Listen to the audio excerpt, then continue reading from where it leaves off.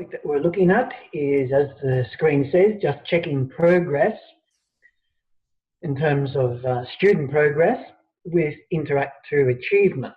And the session is not going to be a this is how you do it, but it's more along the lines of this might be why you would want to do it. From time to time, we run workshops on all of the learning analytics and other things within Interact 2 on this is how to do it and how to set things up and how to make things work as you want them to work. But today it's why you might want to be using the achievements tool in Blackboard Learn. So if you have dual screens, you might want to follow and just see if you can do the things that we're demonstrating within your subjects, or if you can't do it, at least to find them, and that will be a start. And hopefully these sessions, these lunchtime sessions, are basically the beginning of conversations and the beginning of working together with academic staff or even educational designers in the things that we're presenting. And like everything, there's a learning step, and then there's how to make it meaningful in my own teaching, how to make it effective, how to make it efficient. So do keep that in mind. We're always open to have emails and phone conversations. And so the session is a why you might do it session, and how you can easily and effectively set up the achievements in the subject site so that both for students and yourself, you can gain a good overall view of learning progress. Now, the achievements tool within Blackboard Learn, that is Interact 2, allows you to set up a different criteria for issuing rewards or awards, whatever you want to call them, to students, and they come in two forms. They come in the form of a badge, and they come in the form of a certificate. Excuse me. Now the achievements are turned on, so, oh, tell a lie. Are they on by default? I've used them for a number of sessions now, so I'm not sure if they are on by default or not. Anyway, Sam, if you get bored with what I'm saying, you might have, or anyone who can check another subject, but you might be able to check your own subject. David, if you haven't used them, then you might be able to check your subject. But anyway, they're on the lower part of the subject navigation menu under what's called the control panel. Then you have your course tools, and it's the first cab off the rank called achievements. If it's not there, then it simply means that you would need to go into another area to turn that particular tool on. And the achievements are created individually, so you can have any amount of achievements if you like, and they are placed within, or if you like, associated with particular pieces of content. Now, achievements tool, in terms of from teaching staff point of view, I'll just turn chat on so I can monitor what's happening. No, I can't monitor. Lynn, I'll let you do that, please. Anyway, the achievements tool allows us to look at things as an academic staff, and it's an opportunity of using these badges and these certificates to recognise student accomplishment throughout the session. Now, from a learner's perspective, though, the badges and the milestone awards that they gain is a way that they can track their progression through the subject that they are engaged in, and we'll explain these things as we go along. So here's a couple examples of how the achievements tool is being used. The first three, the teaching staff are offering, or offering badges and then also a certificate. So, for example, a badge is awarded to a student in recognition that they've mastered a particular skill. And to show that they've mastered that, then they need to obtain 90% or even higher. And it could be on a self-assessment test, if you like. And rather than just a one go at it, which because they're looking at mastery, then they may be able to have multiple attempts at that test, and as a way of improving. So I won't go through those each one. I'm sure you can read them, and but it just shows how you can use them in a variety of ways. Now the third one is which is slightly different because it signals to students, and you'll see that in a moment. It's more of a signal to students that they have completed, for example, the learning tasks for the week, and that can be a good thing, especially when we find that in terms of learning content and they are accessing it online, that Blackboard Learn, in other words Interact 2, does not have a bookmarking capability, and I have students in plenty of times saying, well, I wish I knew when I came back in a day later that where had I left off. Well, we can use the achievements in a sense of doing that. But it's more than that, just bookmarking, because it helps them to see what tasks in the learning content that they need to complete. Maybe they've skipped around a module, and maybe they have skipped over a learning task, and they really didn't realize that. Well, there's a way of reminding them and saying, well, okay, you've done the last 3 requirements, but the first requirement was you had to go in and introduce yourself to the forum, and it may not have got picked up because the student simply posted to the wrong forum. So there's different things there that you can experiment with. And the other thing too is that it does allow students to say, well, what are the things that I should be focusing my time and attention on, and you are able as a teaching member to guide students in that way. Now the achievements are set up by a combination of what's known as the adaptive release, and also a little feature that is related to adaptation called mark reviewed, and that's placed into content. And essentially what happens is that these adaptive release criteria and the mark reviewed act as triggers, and then they flow through to the achievements tool, and then justifies them gaining that badge or that milestone. So some common examples would be that you have that mark reviewed button at the end of maybe a topic. So if you had a module with 4 topics, then feasibly you could have a mark reviewed button at the end of each topic. A student would then know that they're up to topic 3 and had topic 4 to go in module 1. You can have these triggers set on test attempts, or a post in a forum, or even on a journal, those kind of things. Or maybe it's a grade that they had to achieve within a test. So if they only got 50% on that test, then it would not trigger a response in achievements. It would only be triggered if they got over 75%, if that's what you set on for it.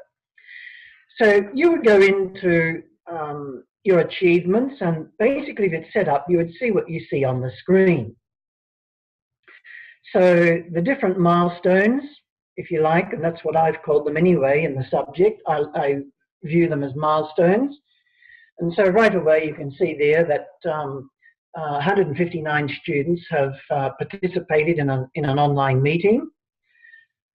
456 students have completed module 1. 335 have completed module 3.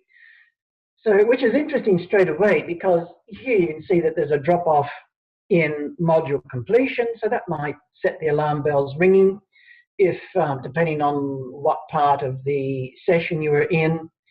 But we won't go into all of those details because we want to leave Sam time to go through his subject. Now, clicking on any of those recipients opens up another menu, and you can see the actual students who have completed those certificates, and clicking on their name will drill down to them and giving them more exact detail. So in terms of where the student locates it, it's within the study link subject. As you can see there, it's within that learning content and activities. I have renamed my achievements to my progress. I'm more interested in the students getting an insight in their progress through what they're doing rather than how well they're doing. So I thought maybe my progress was the more apt term. And so it comes above my grades. They're going together. So the grades is their performance, whereas progress is progress. So that's just something to think about, but that's up to us. Now, the student view of achievement, so this is the student's view. This is what Martha Smith, or whoever she is, she would come in and as you can see, that she would see straight away that there are 4 things completed. And there are 2 things that have not been completed because they're grayed out. And so straight away, the student's able to see where they're at. If they want to know in terms of module 1, they would click on that little requirement button where it says view requirements, and it opens up another small screen, and it shows the module completion thermometer, the horizontal thermometer. They've reviewed content, and they've gained the mark that they should have gained, and in this case it was 80%, 8 out of 10. So that's why Martha Smith has gained Module 1 completion milestone award. Module 4 is opened, and you can see that Martha has not clicked the mark review button, so that might mean that she's still working her way through it, or it may mean because it is it's not an automatic action, she or students have to click that, then it might be that they've forgotten to do something. But that's basically how simple it is, and students really appreciate that kind of information. Now the clock has disappeared, but Sam, I hope I left you time. And you're no, I'll need to stop sharing, won't I? And you'll need to start sharing. Yep, thank you. Thanks. Okay, I'm just going to do one thing here. Yep. All right. Yep. I'll share that screen.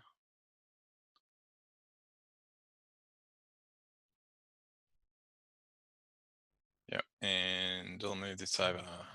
Okay, so you can see my subject site? Yes, okay. Thank you. Great. Okay, so my subject was part of the Transform Online pilot. And so essentially I was testing out a bunch of different flexibility things. So rapid turnaround, flexible assessment, pretty much the progression through the subject was completely up to students. All the lecture content and the scalable teacher presence stuff was all built into the subject, so that other than a kickoff meeting at the start, the students can opt in or opt out of any interactions with me on a weekly basis. And what I found was that the trajectory of students was quite different. You had early students, you had the average student that wanted to go on a suggested time scale, and you also had a student that would take a longer period of time. So because it was so flexible, and you had assessments, the first assessment, for example, was suggested as the 24th of March and was actually submittable without penalty up until the 21st of May. So, like 3 or 4 weeks before the end of session. So it was testing ultimate flexibility, what I wanted to do was make sure that students had the ability to track where they're at in the subject. So we'll pop into the student view, student preview, so I can show you the badges that I've actually got. So Michelle Wilkinson helped set this up, and I also had a quite lengthy chat with Stuart around that. So I also call mine My Progress. So we'll click on that. And I went with 3 different badges. So throughout the subject, you had 6 summative quizzes that you had to do. And the first badge was essentially saying, have you actually completed all the quizzes that you needed to? So not did you pass them, did you do anything like that? This is all just, did you attempt them? And they only get 1 go at each quiz. So that's to say, okay, have I missed anything? Can I be sure that it's right and I've completed all the things I needed to for that assessment? The next, actually I'll go to this one first. The next one was what I called e-commerce ninja. So what that meant was that I'd been happy with all of the topics and I've read everything that I needed to.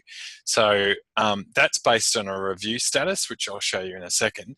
But pretty much it said that I'm across all of the content. So at the end of every topic, the student would click mark as complete. So yeah, they can go through and do that as they see fit. And really, it was completely an opt-in situation. The students didn't need to use them. It was just, that they can.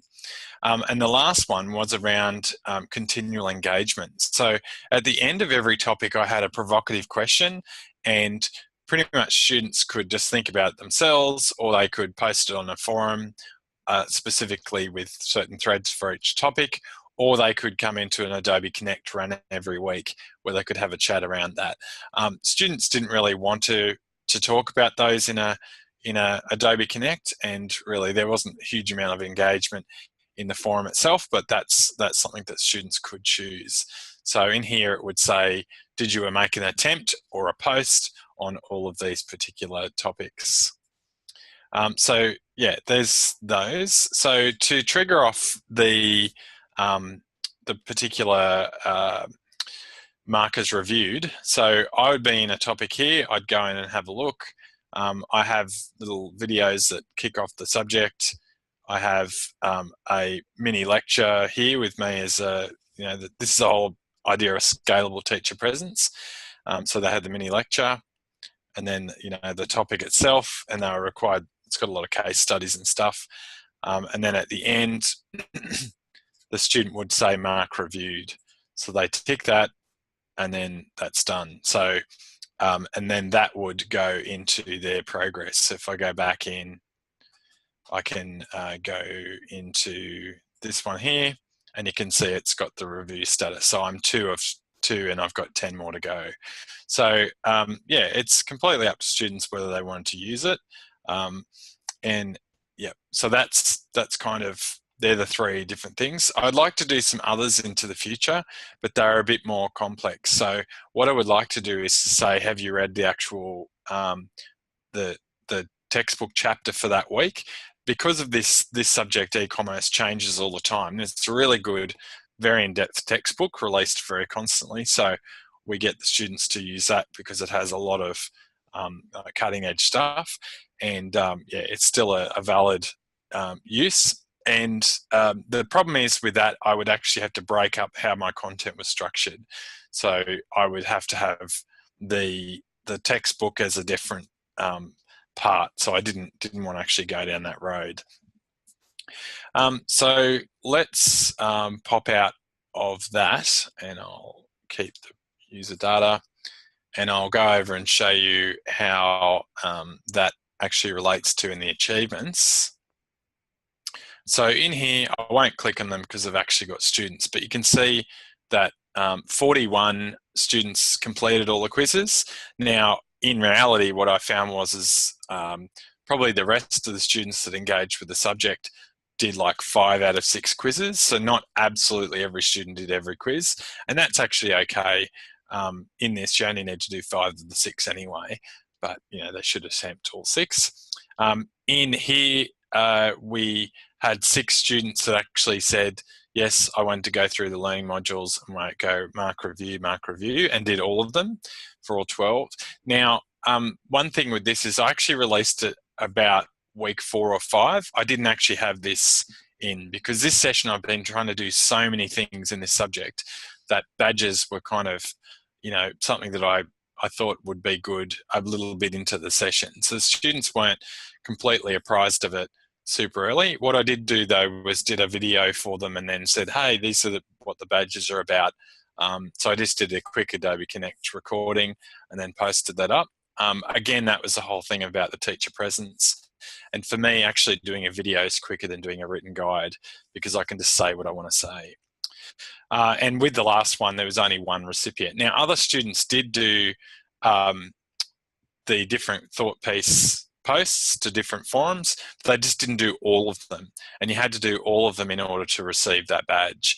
So again, I don't really mind if they are or they aren't doing it because ultimately the assessments that they're needing to do are related to other authentic assessment stuff. But yeah, you want to have engagement and have them be able to track their progress if they want to. And as we can see, some students have chosen to do that. So in my opinion, it's a success because at least 6 students saw this as a way that they actually wanted to track their progress. And from Stuart's screenshot before, in his subject, there was a lot more. So I would say if I frame it a bit better in future sessions, I might get more engagement. But yeah, as I said, this was a little bit down into the session before I actually released it. So we've got a couple of minutes. Was there any questions for me based on that? Sam, I have a question. I'm just wondering, in comparing Stuart's subject to yours, because Stuart, your subject, students don't actually get allocated a grade for completing that, do they? No, it's USSY, and it's a study link, non-compulsory, non-award subject. So everything is voluntary. Yeah. And that's why I felt that the My Progress would build on that whole idea that students are motivated enough to do it because it's going to help them with their uni studies. Yeah, where Sam, in your context, the students are actually getting marks and grades for their subject. So I can see they're going to be possibly valuing that more than an achievement sort of based. Oh, absolutely. My whole intention wasn't actually for students to, it was about them helping them track their own progress. Mm-hmm. That's the only point of it, really, was that, oh, okay, I forgot to do this particular thing. Here's a glaring thing to tell me I've missed a quiz. That type of thing. And also to drive a little bit more kind of a hook for the ongoing engagement stuff. But as I said, like I had some students who had already completed the subject about probably 4 to 5 weeks early. Mm-hmm. I had some students that just motored through, and these actually, these were high quality. There were some that did the early assessments early and they weren't great quality, but they sorted themselves out and then they stretched out the session a bit and they, were fine. But yeah, it's with this subject, we can't go, like I had to get rid of the whole idea of the word week. I couldn't use the word week because you can't say in week 1, and that was just ingrained in me. All the videos I did, I had to remove the word week from anything. So even in when I was writing scripts, I would accidentally slip them in there. So I had to do like find and replace because this ultimate flexibility really, it breaks the structure, and this is trying to bring back some structure for students that want it. Yeah, I can see from a self-regulated learning perspective that actually the achievements could actually be potentially attractive to those students who are self-regulating, and they want, as you say, trying to just use it as a way of double checking they've covered everything that they need to. Yep. Okay, so how well I probably would say that you can you would say that it is of benefit to you because you can actually, your potential to do better at the subject because you can track your progress. That's a value proposition you'd be giving to students.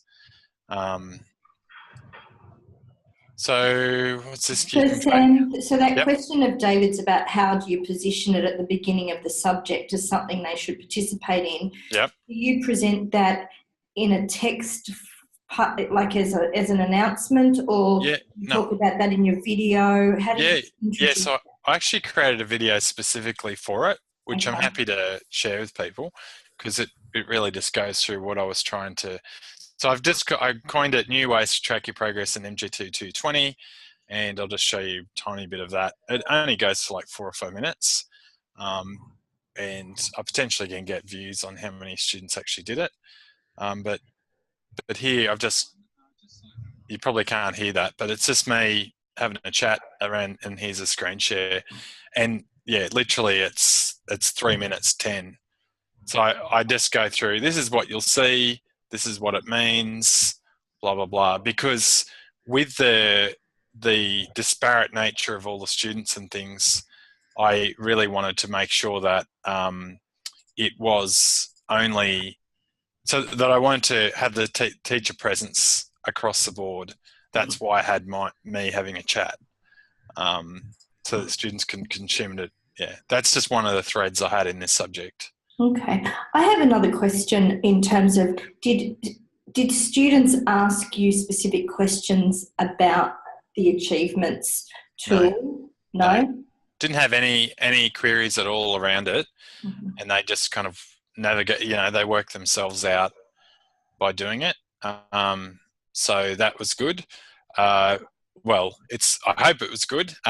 You might have had some students that didn't engage because they didn't understand it. But I mean, that video you could watch an infinite number of times, and it just explained each of the 3 badges. Like it went into, you go to your modules and you click this little button at the bottom. And so I actually just went through an entire student view and how you'd use it and how it works. So, yeah. Great.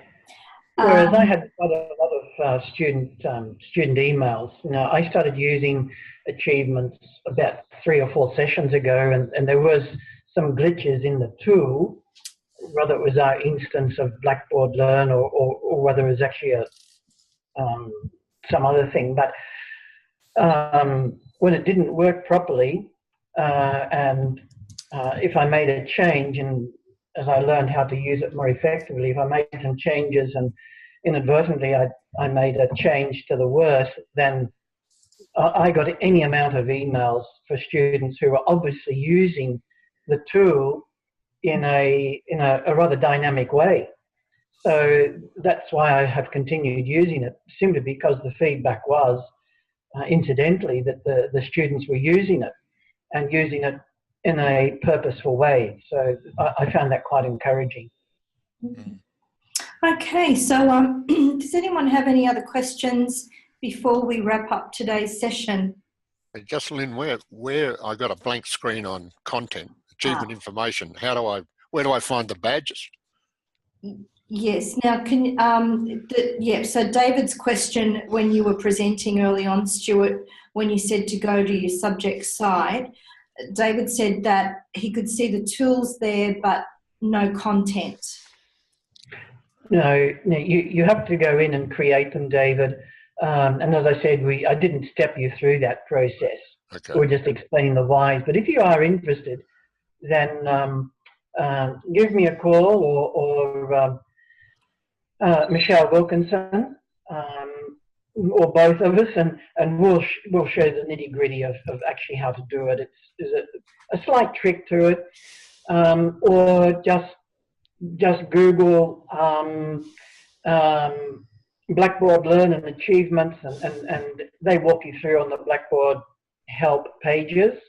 It's quite good, quite easy the way that they walk you through it. So whatever you're comfortable with, David, just to follow up on that. But it's not difficult. Okay, thanks.